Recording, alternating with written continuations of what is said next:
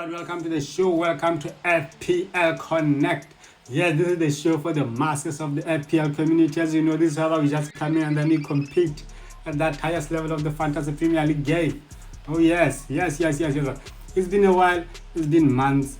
Like this is literally the last day before kickoff tomorrow. So I'm glad I'm back on on time. I'm glad I'm back on time. We are definitely gonna set some new goals for this season. We are definitely gonna start kicking, the ball. We are gonna start doing the thing that we want to do. Keep following the account. Keep following the videos, because we are definitely gonna show what we aim to achieve this season as the videos keep coming and coming. But yes, today's video is just about my team selection for game week 1. Oh, it's going to be a roller coaster this season. I can tell, it's going to be a very big roller coaster, because the prices have gone insanely high for most players that we had in the last season. So now you can't fit all of them in the same team. So it's a bit difficult this time around. But as you know, there should still be a winner, and we are in the race to be winners. So let's go, guys. Let's get in it. The draft for game week 1. Well, my team for game week 1.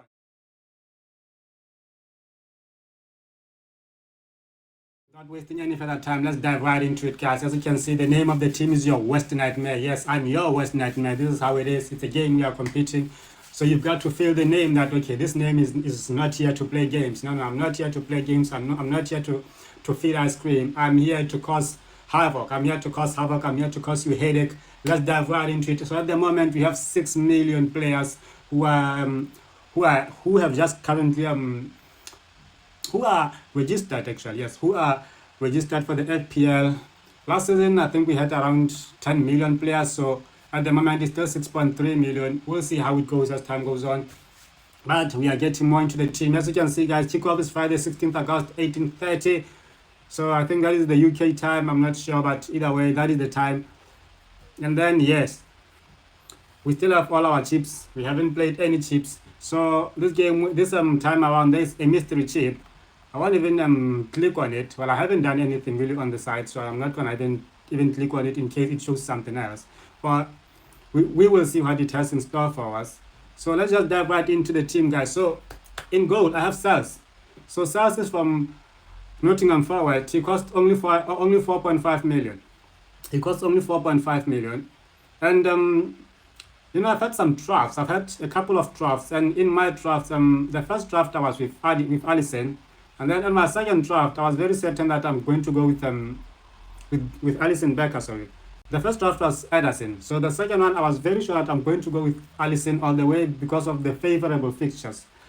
But then I don't like to double up on the defense, especially at the start of the season. So I would like to just give each and every team a chance and see. So I thought of going for Arsenal, but then Arsenal are very good at keeping clean sheets, and so Raya is not going to face a lot of shots, you know what I mean?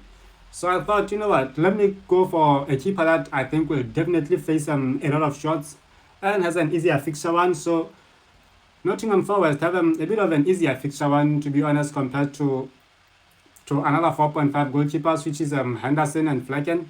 So that's why I went to Sals. And also he's a bit of a differential, because most people have the likes of Henderson or Flecken or Pickford, all those guys. So I see him as a bit of a differential, and also he is a goalkeeper. So we know that a goalkeeper will at most times get 2 points, get 2 points because they would have considered a goal. So, but if they are facing more shots, then they may get 3 or 4 points, you know what I mean?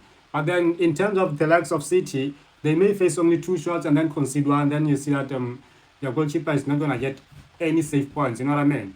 So I've point with Sals, and I'm happy with him. I'm just going to do my set and forget on him, because I think he will start pretty much every match. If not, then I will have to switch and go elsewhere. But at the moment, I'm settled with him. It's fine. I'm alright with him. No problems. And yeah, I've gone for a 4.5 and a 4.5 goalkeeper and a 4 million reserve goalkeeper. So let's get to the defenders, guys. So yes, I have 2 premium defenders. I have Pedro Porro, whom I have because of his attacking returns. He's on set pieces, he's on he's on those corners, and he's so attacking. He's so attack minded. He did get some goals in preseason, and I see that continuing into the season. He's away at to Leicester, so that this may be a difficult fixture. I do agree, but going forward, I still see him doing a lot. Like doing a lot of good things for Spurs. Alexander Arnold is a gem. Like he is a gem, and if he gets the minutes, well, when he gets the minutes, he is going to do so phenomenal. Like he's also on set pieces. We know him for his attacking returns, so he is a no-brainer for me. Like last season he did have some injuries, but still he appeared at the top of the. I mean, like among the top list for the defenders. So that just tells you what a great player he is, and I'm keeping in with him. I'm not letting him go, and I don't think he will be a threat in terms of minutes. I think he will get minutes. He will get more minutes after Van Dijk. I think he will be the one with more minutes than anyone in the defense. So, and then I had to settle in for a 4 million defender, which is Baku. So I've heard that Baku is well, he may be on set pieces, but then I've heard that he's set to start because he plays at the side of Estupinian, and he's been doing quite good in preseason. So I'm happy to go with him. Like the cheaper the better, especially if he starts now. Imagine if he is on set pieces, like that's so good. Let's get to the midfield, guys. Let's get to the midfield. We didn't play also on the midfield. I went with Gordon. He's up against Southampton at home, and from last season, Gordon had the best games at home, so I'm really counting on him to have the best games again. The only concern may be the minutes with Gordon, but then I think Eddie Howe will plan to start the season high, so you need your A game, like your A players to give you your A game. So Gordon is in there for me because we know what he can offer and we know what he offers at home, so I'm good with him. And then I went from Nkunku. To be honest, if you have a chance to go for Palmer over Nkunku, I would definitely go for Cole Palmer. I would definitely go for him. He may not get the good minutes in the first game, but then I believe from the second game onwards, he is going to get every bit of minutes that he deserves. He just signed a contract extension, so he's there to stay. He's their main man. They have trust in him. But Nkunku is also a gem, guys. Like Nkunku has been our best player, the Chelsea's best player in preseason by far. Like he's been the best player in preseason for me. So I have no doubt that he is going to do well. The good thing about him is that he can also play the number 9 position. So if you have him as a midfielder, then you know that he may be there as a number 10 and then also as a number 9, but then sometimes as an 11 on the wings. But he just has a lot to offer in this game, and at 6.5, I think it's a bargain to have him. I think it's really like a good thing to have him at 6.5. And also we've seen that with no Palmer on the pitch, he's the next one on penalties, so it's quite good. Like it's just so good to have him at this price, guys. And then we have Mo Salah. We know that Salah is like the king of FPL as well, so I'm not gonna go without him. I'm not sure how he's going to operate in this new system and the slot, but Salah is Salah, guys. He's on penalties. He almost always plays the full minutes, like the full minutes, 90 minutes. So we have him nailed there, and we know that Salah is, like as I said, the king of FPL. So the only thing that you may think is like I'm trying to bring in Jota or Diaz if you don't have the money to go for Salah. But with the both of them, you also can't trust their minutes because we still have this guy, I forgot him now. We still have the number 9, Darwin Núñez, and this other guy from Netherlands. So they are also competing for minutes under there, so it's really not going to be easy to just say Jota is nailed or whoever is nailed. They really have Gakpo as well as that's Gakpo there. So they're really in a tight competition. But as for Salah, I really don't see him competing for minutes against anyone because he is Salah, you know what I mean?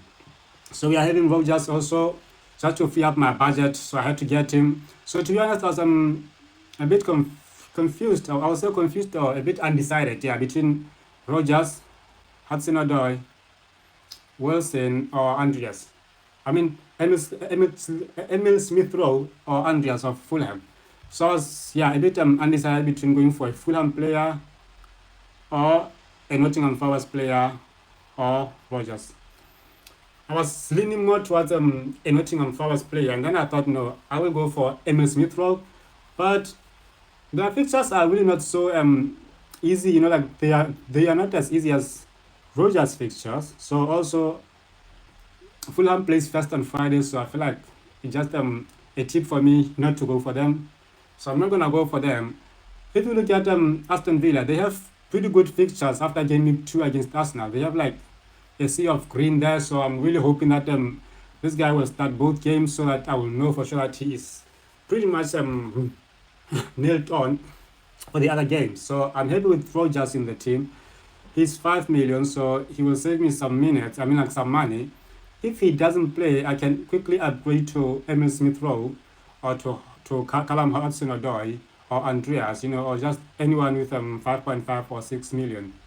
And then up front, guys, we have Wood, whom I think he's going to smash it against Bournemouth. He has been so good in preseason. I just hope he gets the minutes ahead of our knee, and then I'll be happy with him. If not, then I'm going to change him very quick because we have like good players out there. So I'm just going to change him very quick if he's not delivering.